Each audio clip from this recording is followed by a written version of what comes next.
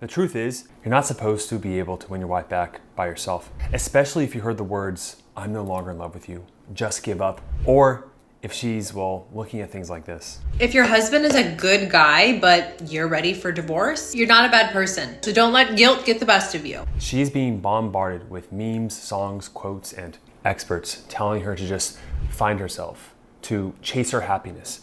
And look, I get it. It feels like once she decided to be done, she became a whole different person, just cold. Your marriage feels in ruin, broken, and unable to survive. Looking back, you're not even sure how it got so bad. You're looking for a sign of hope, and when considering the amount of work it'll take to make it work, you're not sure if it's something you even fully want or if it's even possible. Well, I am telling you that there is not only a proven way to win her back, but if you are a man that doesn't mind a little metaphorical kick in the ass, and then not only will you get a chance to save your marriage, but you'll also become a future version of yourself that you'll look forward to and admire now. So in this video, I will lay out 4 key principles men need to understand to take action on as well to get the best possibility to save their marriage. And the best part is you don't even need to have her involved. Now look, I expect you to be skeptical, even after my decade-long experience as a licensed therapist and saving hundreds of marriages at this point. So with these principles, I will back them up with stories and proof from my personal life and potentially with clients. But first, let's start off with a bitter pill that you have to swallow. You softened. You failed to understand what she really meant with those words that she said to you. When she said, "You're not the man I fell in love with. I don't know if I can do this. You'll never change." You see, you didn't realize that those were requests in disguise. What she meant was, I want you to be the best version of yourself again. I need you to have more certainty than this than me. And I need you to change for me. Now it's okay to feel bad about it because you didn't know, because no one teaches feminine nature how to decipher what they mean. But let's face it, I know you're tired at the end of the day. I know you work your ass off to provide for your family. But wouldn't you work that hard if you didn't have a family? Didn't you used to jump at the chance to do what she asked to make her happy? To give her affection, tell her how good she looked with not expecting anything in return? Let's face it, you have changed. Yes, in some areas positively, right? But with her, you got complacent. See, you had object permanence with her. Seeing the future and saying, there's no way she would leave me. But now that she is leaving, you would do anything to keep her. So of course she's gonna deny that your changes are real. She thinks they're manipulative. You see, the truth is that absence sharpens love, presence strengthens it. We often realize the depth of our feelings only when someone or something dear to us is no longer there. We have to start with humility and grace. I know you don't want to call yourself a victim, but everyone has the capacity to be that way, even subtly. I know she isn't perfect, trust me. I know she says things to you that you would never say to her. I know you are more committed to her, psychologically speaking. And I know, despite all that, you can only control what you can control. And therefore, you must learn to start focusing on what you have done better. Therefore, you need to start focusing on what you can do better, okay? Now let's jump into this next one by teaching you what you can do better by that sense of perception and control. I call it the Aurelus Rule. You see, you need to take that pain of potentially losing her, that anguish, and use it as your fuel to become a better man, okay? A lot of guys think that I'm in pain because she's leaving me. That's not the case. You see, you already had a wound there that now she's just touching, right? There was that piece of you that didn't feel good enough already, and she was filling that up. Now, as soon as she left, there's that hole. And what I see with a lot of men that we work with, when they don't focus on the right things, they put their level of success only on external metrics on her, the signs that she shows. He's a leaf in the wind. And there's a really good quote in the book, Meditations by Marcus Aurelius. Highly recommended. I won't go into who he is and why he wrote it. I'll leave that up to the imagination if you haven't heard of it already. But the quote goes as this: "If you are distressed by anything external, the pain is not due to the thing itself, but your estimate of it. And this you have power to revoke at any moment." Now, I've shared my story a couple times here on the channel, but what really caused me, besides my parents' divorce, that first initial wound was I had the fortunate opportunity to actually be heartbroken with my first love, woman I wanted to marry. And of course it was just that summer high school love, whatever, but it transformed into a multi-year relationship. And I saw myself actually being with her long term, and inevitably she cheated on me with another guy and left me for him when I took her back. And I just remember I went down to San Diego to visit her, and she was completely distant, being called a different person. We were not connecting emotionally, physically, and I just knew in my heart something was wrong. And right before I decided to leave, come back back to my hometown. I was about to get on the plane, go into the airport, and she was sitting in the car, and I said, just tell me what's wrong. I know there's something going on. And she looked at me and says, I can't tell you face to face, I'll text it to you.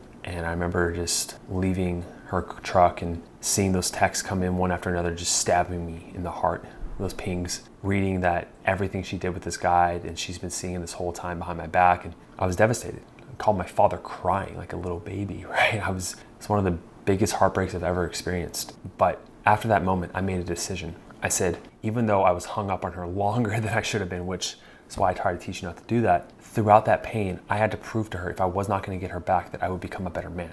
Now, initially, the motivation was through pain. It was through insecurity. I'm going to prove to her that I deserve love, that I am good enough. But what happens is that over time, when you start to shift the focus, instead of trying to make her regret losing you or doing it to get her back, but instead, that wound becomes a scar, a part of who you are.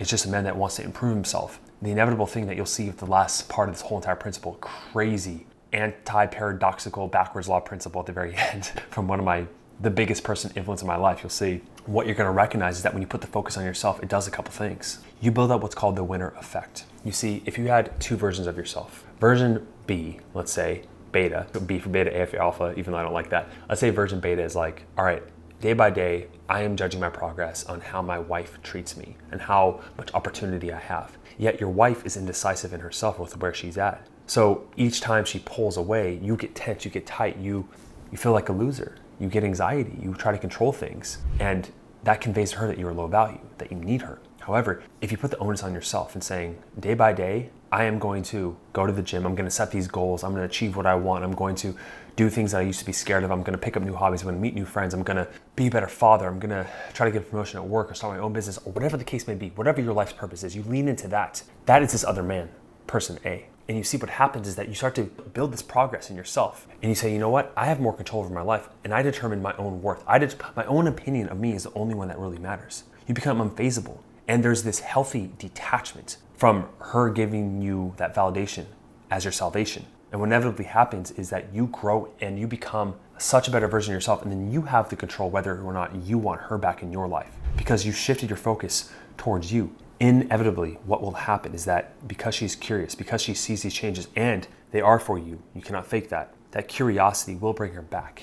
And when that happens, you need the correct skills in order to converse with her in the correct way, to not show neediness, to show her, like the best way to show that you've changed is in those conversations, correct? So I'm gonna lay out a skill now that I've recently discovered after freaking 10 years of teaching this, that I wanna teach you, that has been a complete game changer in my own relationship. Now for this next one, I have to set it up with saying that I would say what holds you back in conversation with her is this outcome dependence, right? Another way to say that is you are in your head, you are seeking ways to make her happy, to get that validation from her. If you're learning to shift your focus with her, and you truly are doing that, that will somewhat dissipate over time, but remnants of you will still, of course, want her back and feel like there's this need. And you have to fully detach from that. And I found that this technique in the present moment with her in communication and conversations is one of the best ways to do that. The last time you looked at her, when was the last time you looked at her and you didn't have any labels going on in your head?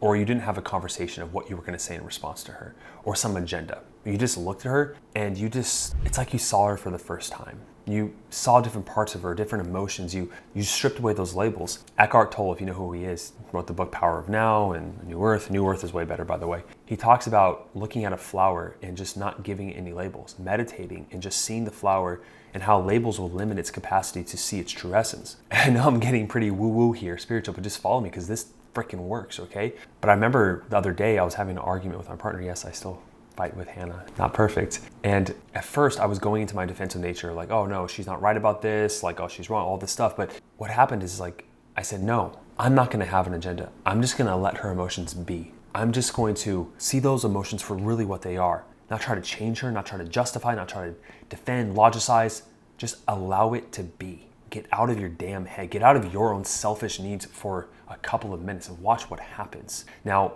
in psychology, this effect, I didn't really find a word for it. The best word is attunement.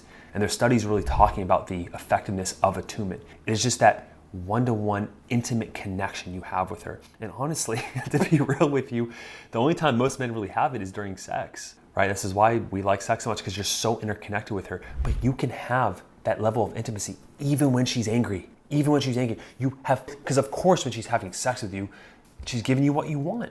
Of course you're gonna be out of your head. You don't need anything from her. But if you can create that detachment while she's angry, you won. You won. There is nothing that you need to do, and she feels that you are not trying to take her anywhere else. You are fully accepting her for the way she is. When you can truly do that, you're welcome. Now, it's not easy, but it is the process. And what I've learned over the years is, I would say more than anything, recognizing that the more I tried to defend, the more I tried to use logic, it never went anywhere positive. So let's do the opposite of that. Let's go backwards, which naturally leads into the backwards law. So this backwards law is gonna help you more create this detachment in conversation. When you take an honest inventory of what led to separation, you focus on yourself to build your worth, you understand what's in your control, and you're able to be in the present moment with her, she will see your changes. However, being with her in conversation, understanding this law, it just puts the icing on the cake of all of this, wraps it up in a beautiful present for you. Alan Watts is the biggest influence in my life. And he says, I have always been fascinated by the law of reversed effort. Sometimes I call it the backwards law. When you try to stay on the surface of the water, you sink. But when you try to sink, you float. When you hold your breath, you lose it, which immediately calls to mind an ancient and much neglected saying, whosoever would save his soul shall lose it. So then, the principle is, the more you give it away, the more it comes back. Now you say, I don't have the courage to give it away. I'm afraid. And you can only overcome that by realizing, you better give it away because there's no way of holding on to it. Now, I know a lot of you, when hearing this, you're saying, Josh, okay, what does that practically mean? Or how do I do that? The best practical tip I can give you is to slow everything down. You see, when you are in your head, when you're searching for your needs, you are fighting the present moment, you are constricting, you're getting anxious, but you're also moving at a fast pace, at a rapid pace. You just want to get through things. You want to get to a different moment. However, if you lean in and you allow and you slow down, you don't have to go anywhere. You don't have to be anywhere else. Right here is all that matters with her. You're not trying to get anywhere else. You're not trying to change her emotions. You are letting go. Wake up, wake up, wake up, wake up. Let go. Stop trying to force her, okay? Adopt the belief that her emotions are her emotions. She is the way she is. Don't try to make her someone else. The beautiful thing about almost a century of psychotherapy and thousands of years of Eastern philosophy is that in order to change someone, you must fully accept them. Every single time she is feeling a negative emotion of being shut down, resentful, apathetic, and you're in your head saying, I don't like this. I don't like this. What's happening is she's feeling that closing off with you and how you are focusing on your needs instead of allowing her to experience her own emotions. Allow her to feel that way. And the thing is that once you allow that, her emotions will dissipate. It's antithetical to logic, right? And then when that happens, if you have a need, you do that consistently over time, she's more accepting of your influence because you've accepted her for the way she is. This is just 180 degrees with what every guy tries, okay? But this is the strategy. And so when you do all these things combined, you don't even have to show her you're a different person. You are a different person, okay? But there are so many self-sabotaging beliefs and limiting things that are holding men back in who they are, right? A lot of the things you picked up from mom and dad, right? Or from past relationships or marriages that you're afraid. And although that is okay, I accept you for how you are, you can change. Now, as always, if you want support in doing that, I suggest you just go do something different, right? Whether it's with us or someone else. But if you want support with that, like I said, we saved hundreds of marriages. This is the process we walk guys through. There are more practical tips across the course and the program. So if you need support through that, and I know whether she has completely left the house, blocked you, or you're thinking maybe, I don't know, maybe I can work it out myself. The biggest regret when I ask all these guys, they say that they wished they did something different sooner. And I don't want you to live with regret, okay? So just take different action, whether it's through us or someone else. Stop just reading books. If the therapist isn't working, right? Take some different action, okay? And you'll get a different result. Stop being insane. Love ya. See you in the next one.